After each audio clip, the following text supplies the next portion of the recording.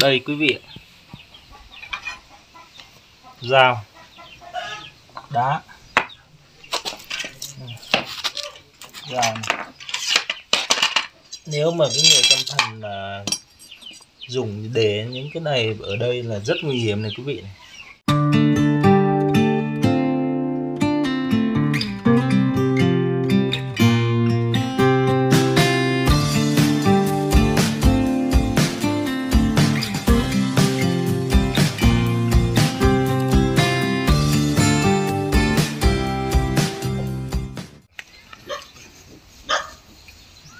Vâng, xin chào mừng quý vị, cô dì, chú bác đang đồng hành cùng vùng cao xứ Thanh. Vâng, lời đầu tiên xin thay mặt cho anh em làm chương trình gửi tới quý vị lời chúc sức khỏe, bình an và thành công trong cuộc sống. Vâng, kính thưa quý vị, hôm nay anh em vùng cao xứ Thanh lại quay trở lại thăm gia đình bà Lang Thị Hồng và Lang Thị Ánh, học sinh lớp 6 trường trung học cơ sở Thanh Phong. Thì mấy hôm nay anh em thì cũng có một chút công việc cho nên là không đến thăm gia đình được. Vâng, vừa rồi thì gia đình ông bà có than phiền rằng là mùa khô đến rồi không có nước uống quý vị ạ. Đấy, thì hôm nay ngày trước thì tôi cũng bận cho nên là cũng giao cho gia đình bà có nhờ một cái anh ở trong xóm đây đến để giúp đỡ đấy, để lắp cái máy bơm cho bà. Đấy. Thì hôm nay anh em đến xem là gia đình bà đã lắp được máy bơm chưa, với thứ hai nữa là tình hình sinh hoạt ăn uống của gia đình như thế nào. Và xin mời quý vị chúng ta cùng vào nhà cũng như là đi xem bà đã thực hiện những cái công việc mà chúng tôi nhờ hôm trước chưa. Vâng, xin mời quý vị chúng ta cùng vào nhà. Trên này là mấy ngày ra lên xuống cá thì chú bà hay Vâng, thưa quý vị, này ngôi nhà vẫn tan hoang như cách đây 3 tháng quý vị. Đấy, anh nghĩ anh dỡ vách xuống, bây giờ lại chuyển cái vách, lại tháo vách này, lại chuyển sang bên đây rồi. Không hiểu là anh định làm cái kiến trúc gì đây nữa quý vị. Đó, ngày trước là chỗ đây là anh Thương này, và bây giờ là anh lại chuyển sang bên kia quý vị này. Đó, và bây giờ có bán là đập nắp chặt bé bét nát hết rồi. Không biết là anh định làm cái kiến trúc gì đây. Nên trên đây là cái bộ kèo với mái là hôm vừa rồi cái video trước tôi đã gửi tới quý vị đó, là anh em cái nhà này đang còn kèo này quý vị này và hoành này. Vậy thì đến hôm nay nữa thì kiến trúc sư Lang Văn Nghĩa quý vị ạ, tháo hết rồi, tháo kèo với lại hoành xuống này. Bây giờ nhà còn một mái này, còn một mái tôn duy nhất ở bên cái giường này thôi. Đó, sư Thanh.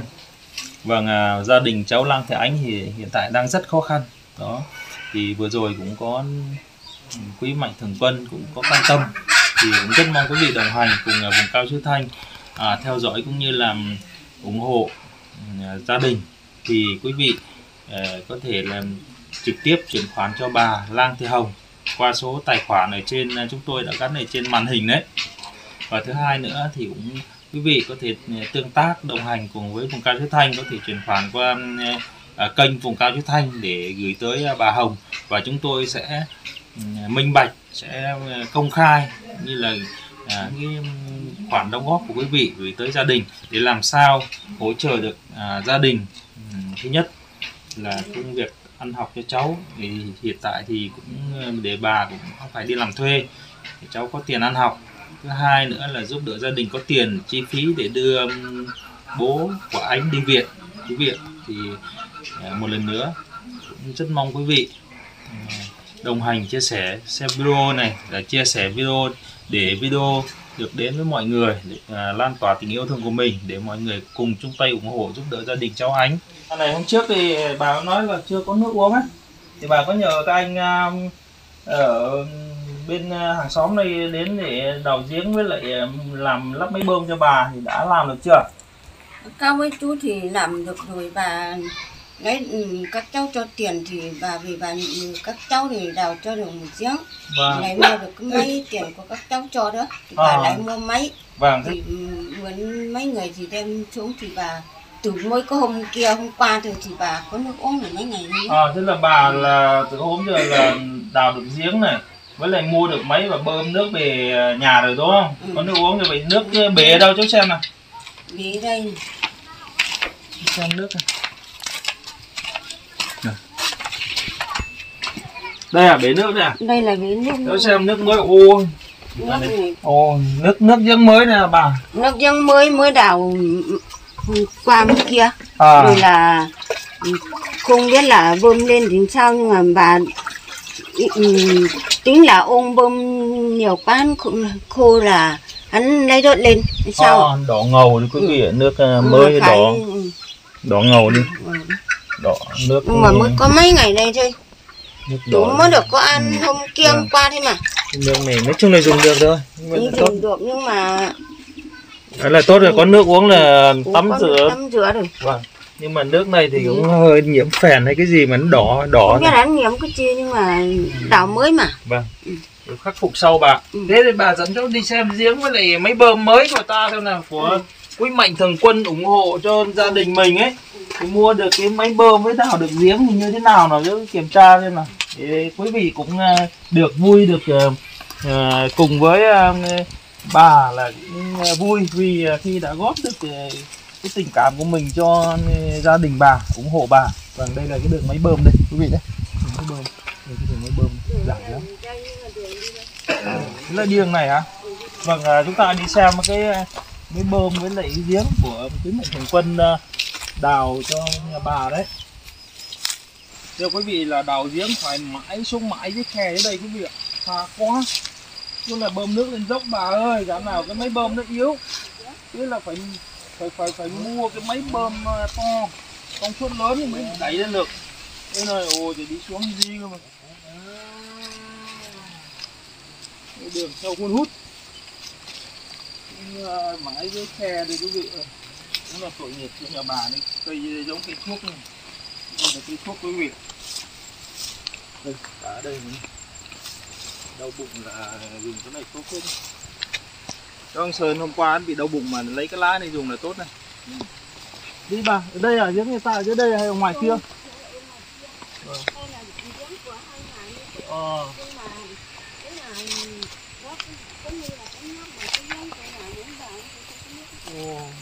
Tiếc là nước ở đây khó khăn thật.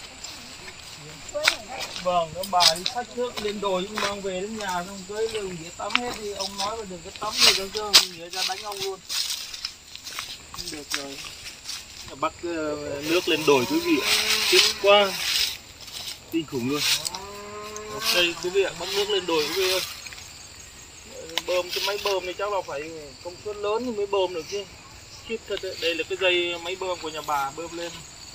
Nhưng mà phải vâng, đúng là thật sự nói anh em vùng cao Chiết Thanh rất cảm động và cảm ơn Quý Mạnh Thường Quân đã chung tay ủng hộ giúp đỡ gia đình bà.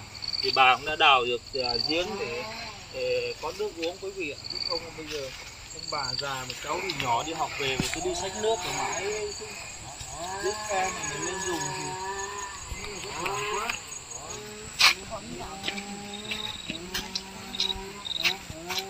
Vâng, quý vị, đây là cái giếng mà Quý Mạnh Thường Quân đã giúp đỡ gia đình và đào cho nhà bà đây quý vị ạ. Đây, cái giếng mới toanh luôn, cũng là cảm ơn Quý Mạnh Thường Quân. Đây là cái máy bơm công suất lớn này.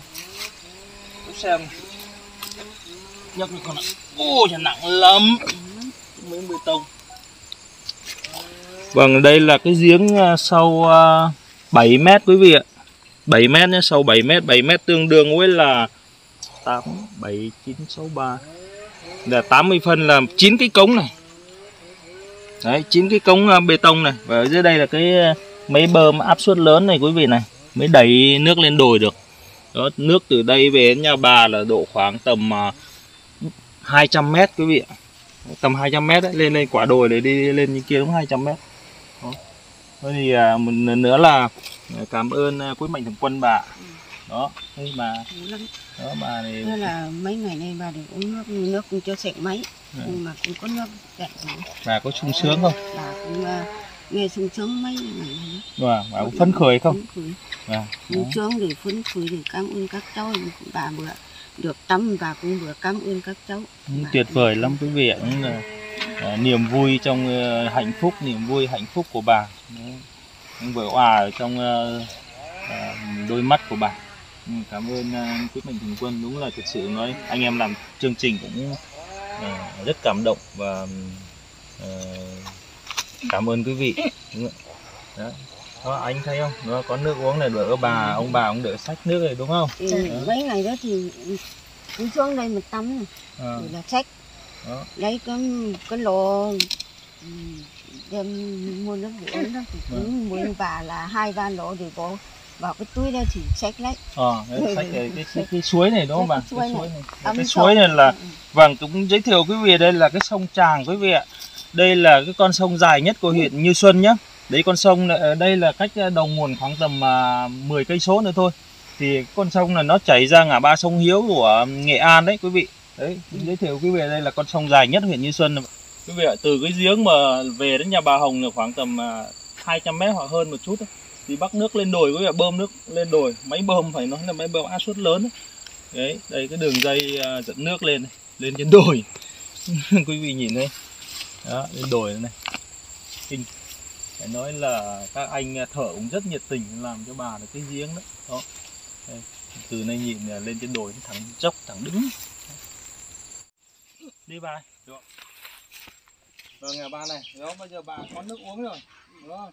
Bây giờ bà muốn gửi gắm những tình cảm, những lời cảm ơn tới các bác, cô, những người mà đã ủng hộ chung tay giúp đỡ gia đình nhà mình đi. Bà cũng xin cảm ơn các cô, các bác, các cô, các cháu cũng giúp đỡ cho bà.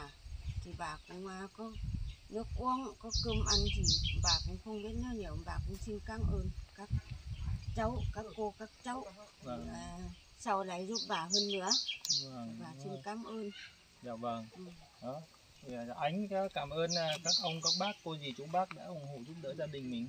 Em thì em cảm ơn các cô dì, chú bác rất nhiều, bởi vì đã giúp gia đình em có máy bơm nước để uống, có nước để uống với là có gạo để ăn. Gia đình em cũng rất cảm ơn ạ. Đúng là một lần nữa thì thay mặt cho gia đình, dân thành cảm ơn cô dì, chú bác đã chung tay ủng hộ giúp đỡ gia đình bà Lang Thị Hồng.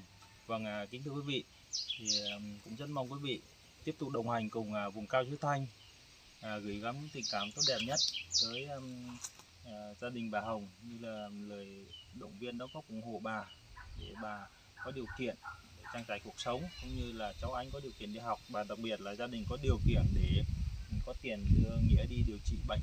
Vâng, rất cảm ơn, chân thành cảm ơn quý vị đã đồng hành và xem video, và anh em xin dừng video tại đây. Xin chúc quý vị sức khỏe và hạnh phúc. Xin cảm ơn quý vị. Thế ta về nhà bà nhé.